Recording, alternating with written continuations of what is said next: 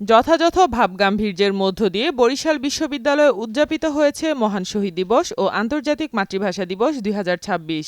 দিবসটি উপলক্ষে সকালে ভিসি প্রফেসর ড মোহাম্মদ তৌফিক আলমের নেতৃত্বে প্রভাত ফেরির আয়োজন করা হয়। অতীতকে স্মরণ করেই আমাদের সামনের দিকে এগিয়ে যেতে হবে, এটাও খেয়াল রাখতে হবে যে এই ভাষার জন্য সালাম বরকত এনারা কিভাবে রক্তদান করেছেন সেই জিনিসটাও আমাদের মাথায় খেয়াল রাখতে হবে।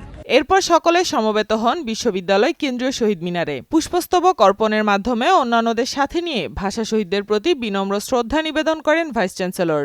২১শে ফেব্রুয়ারি শুধু আমরা ফুল দিয়ে শহীদদের প্রতি শ্রদ্ধা জানাতে পারি না, আমরা ২১কে ধারণ করতে পারি আমাদের কথাতে, আমাদের লেখনীতে, আমাদের সমগ্র জীবনযাপনে।